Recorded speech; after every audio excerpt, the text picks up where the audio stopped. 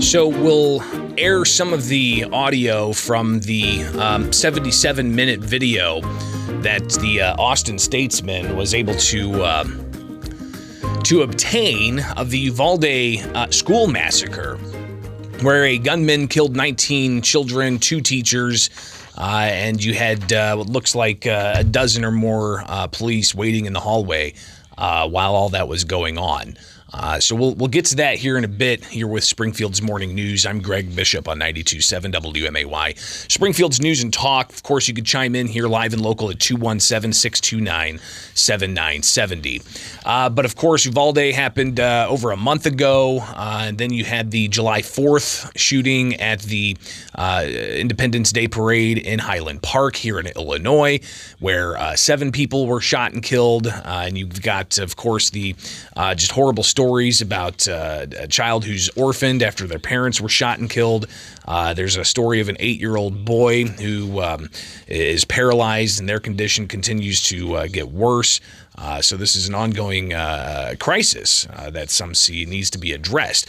But how do you go about addressing it? And one of the things that seems to be a go-to for some is to try to limit the access people have to firearms. And in Illinois, we have pretty strict gun laws already on the books, but some are looking to have even more strict gun laws. In particular, House Bill 5522 from West Chicago State Representative Maura Hirschauer, it would ban the sale, transfer, and possession of certain types of firearms and magazines. She said on social media, quote, "Weapons of war have no place in our homes or on our streets." Now, the bill has 51 co-sponsors at the State House, and most of those added to her bill as a co-sponsor after the massacre in Highland Park. But I talked with State Senator Neil Anderson about what ultimately this bill's doing, and he says that too often it seems people have overly emotional rhetoric that they use to try to advance this type of legislation without really understanding what certain types of weapons are. So here's a little bit of what Senator Anderson had to say. This is more emotional rhetoric, using words that don't even exist to try to gin people up that also don't know anything about firearms. And what is assault weapon? Define assault weapon. So an assault weapon, among other things, is defined in Hirschauer's bill essentially as any semi-automatic rifle, pistol, or shotgun that takes a magazine or has a built-in magazine that takes more than 10 rounds. The Illinois State Rifle Association Executive Director Richard Pearson, he said that these types of things really are targeting the wrong individuals. Almost none are used in situations like this compared to the total of the 20 or 30 million that are in the United States. So, it becomes an issue where the law-abiding citizens pay heavily. The law-abiding gun owners pay heavily for these kinds of activities, these kinds of ideas. So if this measure was to be approved and adopted and enacted, there would be some provisions. Certain individuals would be able to still own these weapons, including law enforcement, military, and whoever possessed them before the law is enacted, but they would have to register them with state police and pay a $25 fee in order to keep those, what they're defined in the bill as assault weapons.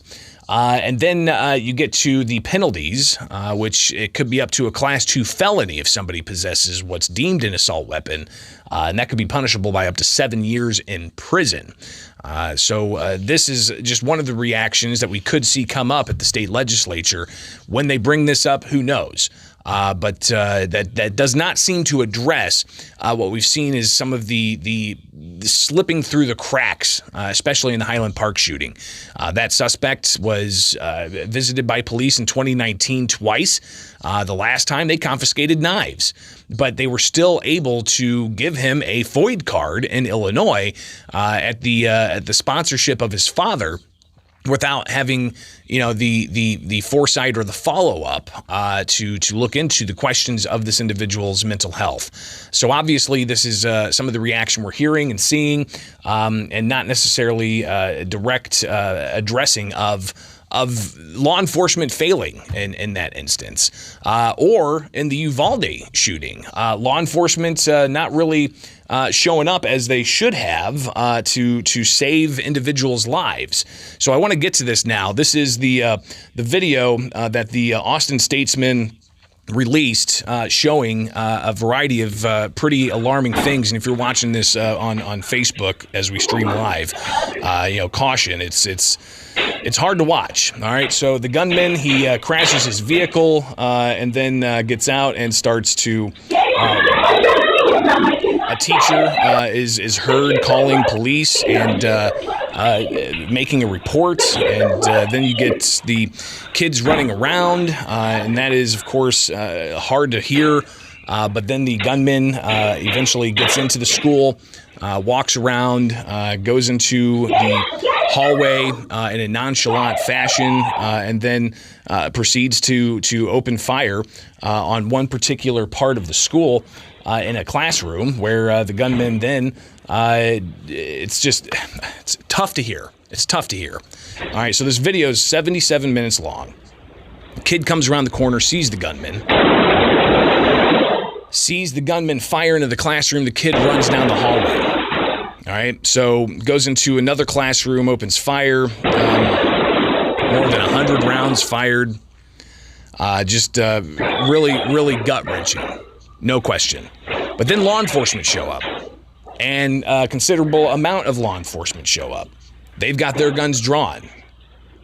They go to the classroom that they suspect somebody's in. More law enforcement show up.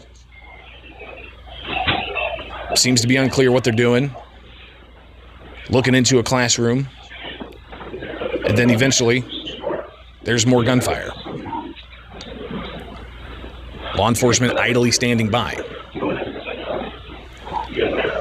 Now, some of the other things in this video are tough to watch, including one guy messing with his cell phone. Another guy decides to put hand sanitizer on his hands. And even more law enforcement eventually showing up. And you can see just the scores of law enforcement coming in. And it's just, it's something that's, why didn't they take more forceful action quicker? And I think that's why you've got a number of parents in Uvalde, Texas that are outraged at a lack of information coming out, at a lack of accountability for the law enforcement that were involved in the response, not taking more direct action to be the good guy with a gun taking the bad guy out. But these instances of mass shootings, there seems to be the reaction to go after the object, the tool that was used. Tools can be abused in horrible ways. Instead of focusing on how we can shore up the law enforcement failures here. Because again, it's not just in Uvalde where you had scores of law enforcement show up.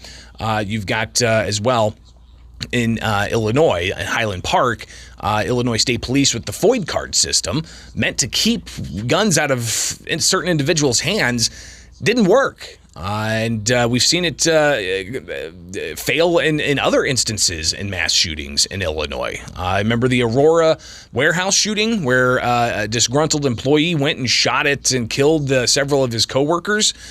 He had a FOID card despite having a criminal conviction in a different state, something that the FOID card was meant to weed out. But again, that did not happen necessarily, nor did police follow up back then and actually go to this individual and confiscate their FOID card and any possible weapons they may have had. So there's some serious lapses that are being found in law enforcement that we don't necessarily see being fully addressed. Instead, there's calls to limit individuals' access to certain types of firearms. So we'll be watching that space closely here with Springfield's Morning News. I'm Greg Bishop on 92.7 WMAY, Springfield's News and